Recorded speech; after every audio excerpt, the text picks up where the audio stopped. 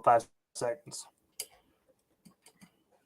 All right, 99.9 Punk World Radio FM. You guys already know what time it is. And right here, we are live on YouTube and, of course, the Canadian FM dial. And we are actually joined by Reno, Nevada's own. That's right. We got Boss Daughter right here live on the radio and YouTube as well. How are you boys doing this evening? Doing awesome. How are you? Doing best I could possibly be down here in Canada, man. Just enjoying Canada. Hope everything is all well out there in the desert in Reno. Yep. It's cold. Probably not as cold as Canada. Definitely, probably not. I have to ask, man, because I'm really curious, man, because I've never been way out there, out in the desert area. So how cold does it really get in Reno? Like, how cold are we talking? Are we talking like winter coat, or actually you can still swim type weather? Yeah, it snows and gets down, into like the 20s and the teens and stuff on a bad day. Well, damn, I would have never guessed that Reno, Nevada got snow, but hey, you can learn something new every day, I guess. Yeah. It's high desert, so we get a little bit of everything. We get, it is 100 plus in the summer sometimes, so yeah, we get it all. Yeah. But also for the fans that actually have never had the opportunity to listen to Boss Daughter, I have to ask, can you actually introduce yourselves individually, and of course, tell us a bit more about yourselves as individual members of Boss Daughter? For sure. My name is Chris. I play guitar and I sing. I play music in a bunch of other bands, and that's pretty much it. Yeah, I'm Danny. I play bass and sing sometimes, not as often as Chris. Yeah, and then that's Jamie. I'm Jamie. I play the drums, if you narrowed that down. But yeah, they gave me a microphone, so sometimes I do some yelling too. So it's fun. And I gotta say, you guys have some of the most amazing chemistry within a three-piece band, man. When I first came across your guys' music, I was absolutely blown away by what you three can actually do together. And I do know that you guys actually formed in the year 2014. So I have to ask, how did you three come together and form this amazing band? Because like I said, you guys have amazing chemistry. It seems like you guys have known each other all your lives. Yeah. Well, I play in a band called Vampirates, and Jamie plays in a band called Beer Can, and Danny had a band called Blurgalact. And over many years of playing shows in each other's bands, we became friends and respected each other as musicians, and always talked about playing together. And ultimately, it happened one day. And yeah, it's great. And it definitely sounds like it was just bound to happen as well, just how you guys are playing in different bands and kind of came together. Like, did your bands ever actually play at the same show, like all three of your bands at the same show together? I'm not sure. Yeah. Not all three that ever happened. But all the bands played together quite a bit, so for sure. We definitely knew each other and respected each other, and we're fans of each other, so it's cool to do our own thing together. And we're very good friends, and I think that's the secret. Yeah, you just gotta like the people that you're doing this with, and everything else will follow. And I gotta say, I definitely agree, man. I really agree, because I hear a lot of bands say, a band is kind of like a marriage, but if you guys go into it as friendship, you know what I mean? Sometimes friendships are a more stronger bond to break. Yeah. I mean, we get 30 minutes on stage every night, but there's the 8 hours in the van and, close quarters all the time. And just being able to do that together is, huge. Spend a lot of time together. Yeah. And also as well, just 1 year after formation in 2015, you guys actually released the amazing, 16-track album titled "Songs Are Songs," that was actually on the label voted Best Records. I was wondering if you can actually tell us a bit more about this earlier released album, and of course, is it actually still streamable or purchasable today in 2023?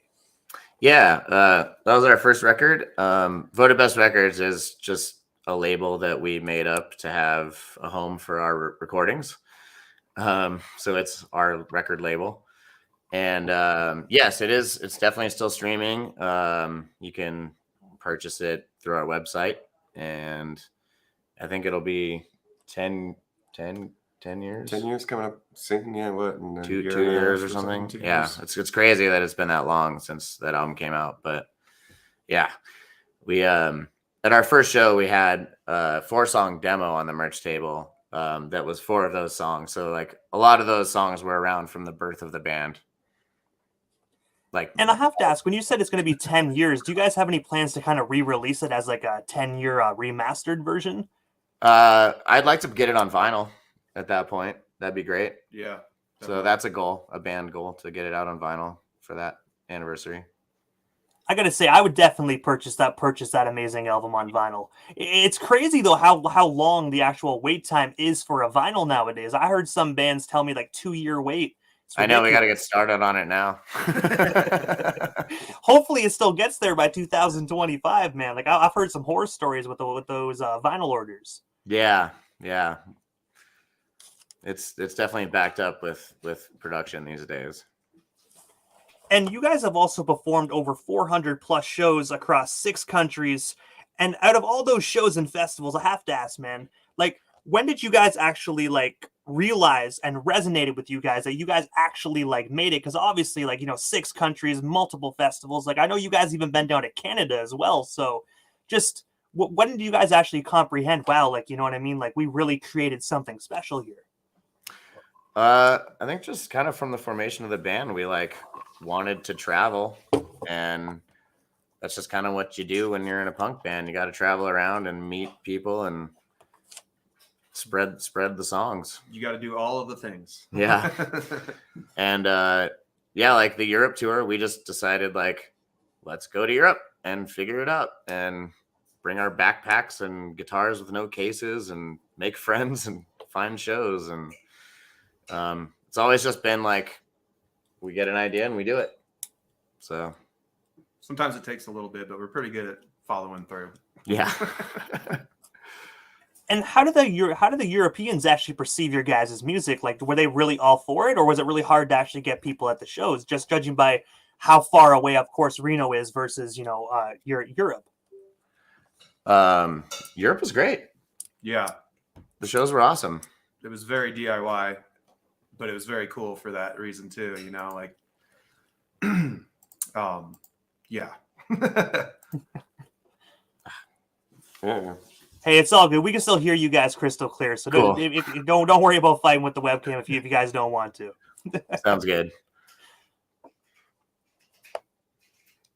But we also didn't do that intentionally. Our camera battery just died. Yeah. No, it's all good. Honestly, those new webcams, the ones that don't plug in, are definitely a pain in the butt. I think they do that purposely just to make you think it's broken or something like that.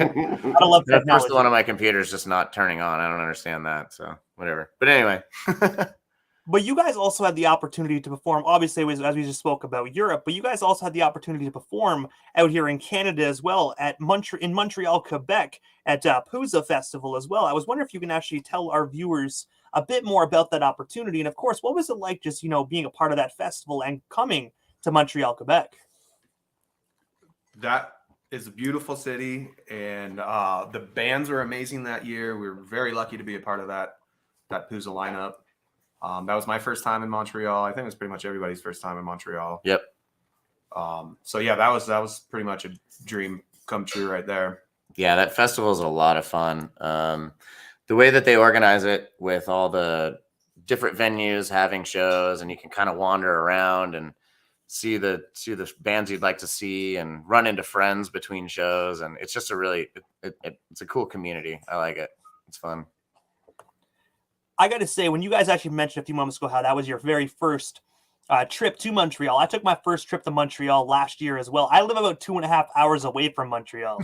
I was always nervous going into Quebec because I cannot speak one word of French. Right. So when I went over there were so many people that spoke English in Montreal. It blew my mind. But I got to say, definitely, I agree with you. It's such a beautiful city. It is. There was like some really cool art happening too. So like the city was just alive while we were there. It was really, really neat. And also as well, you guys also had the opportunity to headline for legendary bands like Pennywise and so many others. But the one that really came to my mind was actually Rise Against. I was wondering if you can actually tell our viewers a bit more about that opportunity. And of course, did you get the opportunity to kick it with Rise Against before or after your guys' show? We didn't get to hang out with them very much. I think we bumped into them backstage a little bit. We were at a big casino here in Reno, and we kind of got. It was kind of one of those things. We were like being like, "Hey, can we play a show? Hey, what's up? Hey guys." And then like 5 days before the show, we finally got the okay for it. Yep. And it was wild. Yeah, it was a big casino, a big stage. What, the largest stage in North America? It's the world's largest stage. The world's largest stage. It actually has the world record for the largest stage. It was built like in the 70s and for some giant casino show, and like it's over an acre large. And like we parked our van on stage. Like that's not a joke. Next to an airplane that was a prop for one of the shows that had been in the past. So yeah, that was pretty wild. It was unreal. That show was incredible. We talk about it all the time. we don't take those moments for granted at all, you know. No. And we didn't get to hang out with him, but he did give us a shout out on the mic, which, you know, life hammer right there. Very cool. Yeah. And if you don't let me ask, because obviously when you said you drove your van on stage, did you actually use your van as an entrance? Because I got to say, that would be the most cool thing ever. To open the doors and smoke comes out and shit, and be freaking rad. That would have been amazing to do that. Cool. No, it was parked like behind a curtain, so you couldn't see the van from the crowd. But next time. Yeah, next time we're going to drive it out like Rob Halford on his Harley. There we go. I still think that would have been like hella cool, man. You just open the sliding door and you guys like walk out in the freaking smoke machine. Would have been killer. Have somebody like drive us on. Yeah, that'd be great.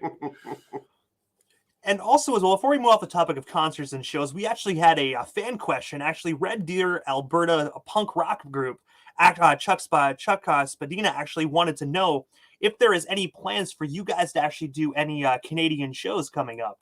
And if so, like, what are the plans, and when about you guys going to be hitting Canada again? We might have something coming up. Not fully set up yet, but maybe expect something this year. We're not allowed to talk about it yet. Hey, well, you know what? We got the hint loud and clear. Something's in the works, and I don't want to ruin it, because especially if it's down near my area, I wouldn't mind seeing you guys live. So I'm definitely not going to pry. That'd be awesome. Our plan with this new album is just to tour everywhere we can, as much as we can. So I would imagine we'll make it up that way. Hey, like they always say, good things come to those who wait. So if you're a fan, definitely wait. You never know what is brewing in the pot. That is right. You got a floor we can sleep on? Yeah. I got a very tiny living room, so you guys might have to like huddle up a little bit. You know, we're used to that. Yeah. We'll do your dishes. Hey, deal. Because I hate doing them, and I know my wife hates doing them. So you know what? You got yourself a deal, boys. All right. But also on February 10th of this year, so just like a week ago, you guys actually released the amazing 16-track album titled Bouts with Bummers. I was wondering if you can actually tell us a bit more about this phenomenal record. And of course, do you actually have any hard copies available of this particular project to be streamed or purchased today? Yeah. Thank you for those kind words. That's awesome. Yeah, the album, we have it on vinyl and cassette tape and CD, and it's streaming on all of the streaming things. And you can get it from our website, it's just bossdaughter.com, because you can't do an apostrophe in a URL. But yeah, we're super, super happy about it. We worked harder on it than we've ever worked on anything in our lives. Really hard. Quite literally, yeah. And I got to say, it definitely is a phenomenal project. Did you guys actually do any recording or like writing for this particular project during COVID? Because I do know COVID was really rough on a lot of bands. Obviously, not just for the bands that were releasing the projects during COVID, but also the bands that were creating. Like, did you find it was hard for you guys to really put the pen to the pad actually during COVID, to being stuck in the house all the time? Yeah. A lot of the music was kind of written before COVID happened, but I was definitely still working on lyrics at that point. And I wanted to like kind of make a point to not just write an album about COVID, you know? So I tried to focus on other things. And not just kind of place it in that moment in time. You know what I mean? I wanted it to be more timeless, I guess you could say. And but I gotta yeah, say, I definitely agree with that. it was definitely hard to just like think of other things than the world exploding at that moment in time, you know? Yeah, when you said timeless a few moments ago, yeah, I definitely agree with you. I think 20 years from now, I don't think a song about COVID would really resonate with individuals 20 years from now, man. But that was definitely a smart choice. I know a lot of individuals, not even in like punk rock, but like other genres of music, were doing a lot of COVID songs as well. But I think they were just going with the times. But I definitely agree with what you guys are saying. You know, you got to make that timeless music. You can't think about now. You got to think about 20 years from now. Yeah. Yeah, we just didn't want it to like just kind of like pigeonhole itself into 2020, you know? But yeah, we were definitely working on it throughout that whole moment. We started tracking actually in July of 2020. So it was a long lot of effort. Yeah. And I have to ask, what is next for yourselves, Boss Daughter? Because I do know, obviously, there's a huge hint about some international shows. And of course, you got this brand new record you just dropped about a week ago. Is there anything we missed during this evening's interview? Anything else you guys still want to talk about or promote? Well, we still got you here live on the Canadian FM dial this evening, and of course, YouTube. Just touring. We're going to be touring super hard. We just finished our album release tour. It was 10 days up to the Pacific Northwest, and it was fantastic. We played our hometown release show last night, and it was unreal. Yeah, just keep an eye out on our tour schedule. We're going to keep announcing shows, many shows, like, I don't know, 70 shows or more this year. Probably 100. Let's go with 100. Just go everywhere. Yeah, we're gonna try to go everywhere and see everybody and make friends everywhere we go, and pet all the kitty cats. Yeah.